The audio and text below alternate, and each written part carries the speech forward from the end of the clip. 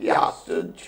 আমরা হানাহানি, কাটাকাটি, মারপিট, দাঙ্গা, এর থেকে কেড়ে নেওয়া, ওর থেকে ছিনিয়ে নেওয়া, এ মতে ও মতের, আমি হিন্দু সনাতনী, আমি অমুক, আমি ইসলামী, আমি খ্রিস্টান, আমি বৌদ্ধ, হানাহানি ধর্মের নামে মতগুলোকে নিয়ে বৈষম্যতা সৃষ্টি করে চলেছে। আজ ভারতবর্ষে সেই মতগুলোকে নিয়ে বিভিন্ন বৈষম্যতা এবং তাই বৈষম্যতার মধ্যে দিয়ে বিরোধিতার মধ্যে দিয়ে দাঙ্গা, ওই হিংসা বিভিন্ন রকম চলছে। কেন? আজ যারা ইসলামী যারা যায় বাংলাদেশে যে কৃষ্ণদাস ইস্কনের একজন সাধক, আরে সাধক নাম একজন মানুষ তো বটে, সে তো কারোর সঙ্গে হিংসা করতে যায়। পীর পয়গম্বর সাধু সন্ত বৈষ্ণব এদের থেকে শ্রদ্ধা করা উচিত, এদের সম্মান করা উচিত, এদের আশীর্বাদ নেওয়া উচিত। এদের মধ্যে ভণ্ড আছে, তাই তো ঠাকুর বলছেন কোন পাথর শালগ্রাম শিলে চিনবি কি করে বেটা? কোন পাথর শালগ্রাম শিলা চিনবি? এই সব নুড়ি পাথর তুলতে তুলতে শালগ্রাম শিলা চলে এসেছে। আমরা যদি সাধু সন্তরা আমরা কেয়ার মধ্যে কি আছে আমরা কি জানি? আমরা সবাইকে শ্রদ্ধা করবো, ভক্তি করবো, পছন্দ না সরে যাও, কিন্তু তাকে নিয়ে বিরোধিতা করবো না, তাকে নিয়ে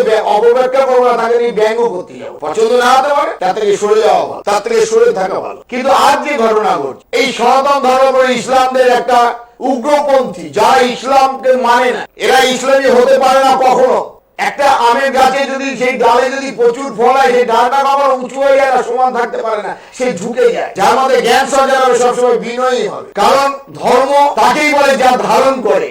আর ধর্মের ধারণ করে যে তার হচ্ছে পাঁচটা মাধ্যম। আগে আমরা জানতাম এই মাধ্যম পাঁচটা কি, তাহলে সে ধার্মিক। আর ধার্মিক হলে সে ইসলামী হোক, হিন্দু হোক, সে সনাতন হোক, সে খ্রিস্টান হোক, বৌদ্ধ হোক, যে কেউ হতে পারে, সে আগে ধার্মিক হতে হবে। আর ধার্মিক হতে গেলে পাঁচটা মাধ্যম তার প্রয়োজন। তার মধ্যে আছে কিনা জানা দরকার। ধর্মের পাঁচটা মাধ্যম আছে। প্রথম মাধ্যম হচ্ছে জ্ঞান। তিনি জ্ঞানী কিনা? ইঞ্জিনিয়ার ডাক্তার হলে জ্ঞানী হয়ে যায় না, রিসার্চ করে সায়েন্টিস্ট হলে জ্ঞানী নয়। আর আজ ভারতবর্ষে শুধু নয়, সারা বিশ্বে ধর্মের নামে একটা অস্থিরতা। অস্থিরতা কি অস্থিরতা?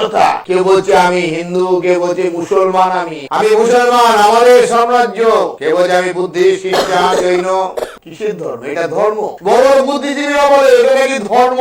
আমার কথা যারা শুনছো তারা একবার বিচার করে দেখো, এটা কি ধর্ম না ধর্মের অংশ? এগুলো একটা মত।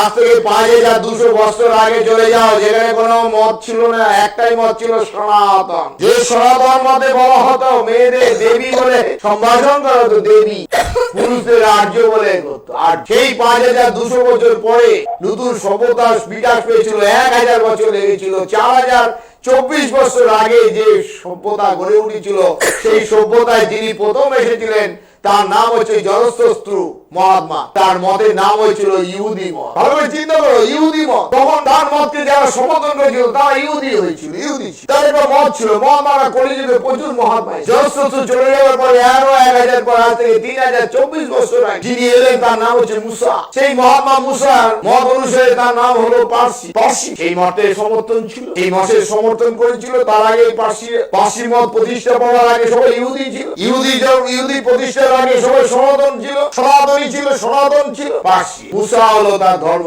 মুসা চলে গেলে ঠিক তার 200 বছর পর, আজ থেকে 2624 বছর আগে যিনি এলেন তিনি হচ্ছেন মহাবীর জৈন। তার মতের নাম হলো জৈন। মহাবীর জৈন চলে গেলেন, তার 100 বছরের মধ্যে হলো কে না ভগবান বুদ্ধ, সিদ্ধার্থ ভগবান বুদ্ধ প্রতিষ্ঠা। আজ থেকে 2524 বছর ভগবান বুদ্ধ চলে গেলেন, তার 500 বছর পর ভগবান বুদ্ধের নাম আছে, তার নাম হচ্ছে বুদ্ধ। তার মতকে সমর্থন করে যারা তারা বুদ্ধিস্ট।